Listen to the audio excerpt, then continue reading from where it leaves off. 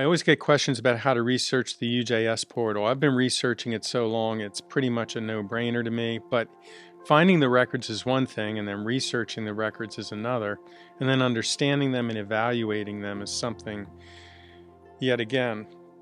So I assume everybody knows this, but we're going to do a short tutorial on how to find, research, and review records from the UJS portal. So you find the UJS portal by just Googling UJS portal, period, Pennsylvania's UJS portal.pacourts.us will show up. Hopefully I'm sharing my screen now. And you want to go to case information, case search, and it'll call up a screen. And this is where you can search by different things. Now, these are the things you can search for. If you're searching, usually most people are going to search by name. There's other times when if you have the CP docket or the OTN, you might search for those, usually secondary research, but we're going to search by name. Now I'm going to search for the name of a famous person. This is a former Attorney General of Pennsylvania that got into a little trouble. And so what I want you to notice about this is the first screen that comes up. And you have 13, 14 columns going across the top, okay? And these are all records for Kathleen Kane. If you look over on the left column, you're going to see that there are cases that start with MJ and cases that start with CP. MJ is magisterial justice. They have their own docket numbers. And when a case goes from the magisterial district court to the common pleas court, they get a CP number. So the first number is the magisterial number or the CP number. The second number is the jurisdiction in which the charges were filed. The third set of letters, criminal, designates the CR as a criminal case, and then the actual docket number. Column 2 is what level it's at. Column 3 is the case caption.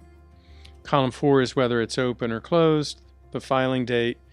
Primary participant is in that column. Now notice here at the date of birth, these dates of birth don't match. And so I'm picking up records for a Kathleen Kane that are not the Kathleen Kane that I was thinking about. And so now's the time to put in an actual date of birth to restrict the records to something more pertinent. So now here are the records of a Kathleen Kane. We can see one record from Lackawanna and 3 records, 3 from Montgomery and 2 from Lackawanna. One very, very helpful column here is the OTN. OTN is offense tracking number. And if you look down through here, look at case number 2 and case number 3. I told you how you get a case at the magisterial district level that then goes to the common pleas level, and that's why magisterial number 381 of 2015 and CP 8423 of 2015 are both tied to the same docket number. So that's one case that went from one level to the next. Is there another one of those? Well, yes, there is. Look at 414 up top here and 414 at the bottom. It's a magisterial record claim, or a magisterial record, that then transitioned to the common pleas record. So I'm going to open up, first of all, I'm jumping to the rightmost column where the Temple of Justice is there. I'm going to open it up. Now this is a summary. The summary is just going to show the name, a summary of the case. It's not all the information in the docket, it's just a summary. So number 1 here, here's a 22 case from Lackawanna, a DUI. That's curious, and I'm going to go back into that later, but it is not disposed of. I'm just interested in guilty pleas and dispositions. So in 2015, there was a conviction for felony 3 perjury. The sentence was 5 to 12 months, followed by 3 years of probation. And so that's the sentence and the disposition. Here's another docket number. See, whenever the CP docket changes, that means a new case. Probably sentenced at the same time. Very similar plea agreement for 5 to 11 plus 3.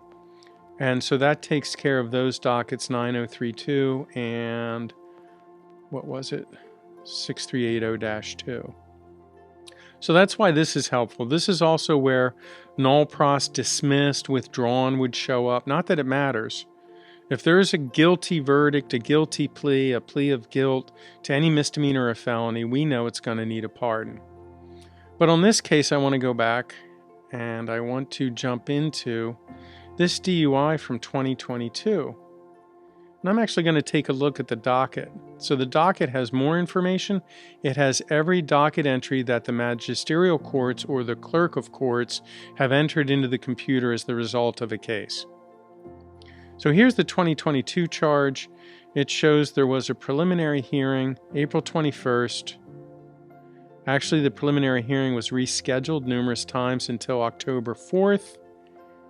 And it's a case of DUI that was sent to the Court of Common Pleas level, which is itself interesting because if we go back here to the CP, or actually the summary on the case search, that's docket 041-4. We do not have a... Yeah, there it is. Okay, so we did the DUI. Something interesting I wanted you guys to see about looking at the actual docket on the 2015 charge is that there are additional docket entries. When you go into a docket like this one, it's numerous pages.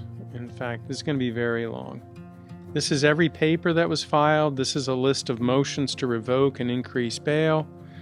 This is everything that happened in a case. And I wanted to see if there's any listings from 2022, and they do start appearing here. So here we see that there was an order scheduling a Gagnon hearing May 10th, 1922. If you recall from the DUI charge, it was right before that. A Gagnon 1 or a Gagnon 2 hearing is basically a parole or probation violation hearing. It's called a PV. It means while you were on supervision for 6239 of 2015, you got a new offense. And if you get a new offense during your period of supervision, then they can bring you back on both of the underlying 2015 charges, and they can re-sentence you as if you had never taken a plea agreement or a deal. So that's what a PV is, and that's what these docket entries refer to. It looks like July 28th, 2022, it was transferred to the other docket. I don't know if she was sentenced yet or not. She has paid off all of her fines and costs. But that's the level of detail that is in the docket searches that you get into in this case. So I think that covers... we should do something else too here. Switch from criminal to non-traffic. We always search criminal and non-traffic. The reason why is because non-traffic cases will dig out those pesky summary offenses like retail theft or disorderly conduct or public drunkenness or things of that sort. And she does not have any of those. And so I also wanted to just get into something else here and say, in terms of when you search, usually I search from the least restrictive conditions forward. And I want to show you what I mean by that. The system makes a lot of mistakes. They could easily have spelled Kathleen with a C instead of K, or Kane with a C instead of an whatever. I start by searching very, very broadly. And so here you can see the most things that can possibly show up. And this is a very unusual case, so it's really not a good explanation of this. But if I search for a K-A-T-H Smith, we're going to find literally hundreds of records that show up. And so what you do once you know a lot of records are showing up, this is when you either want to put in a date of birth or start spelling the name a little differently and try to home in on the specific record. So if you search too specifically, you might not find your record because of either a name change or a typo or something like that. So start with the very, very simplest spelling of your case and no details at all to pull in a very broad search, and then start refining it and limiting it down until you found the records you need. By the way, if you find a record and you send it to mark@recorderaser.net, I'll be glad to review it and tell you what can be cleared and when. And that's what we do at recorderaser.net. Thank you.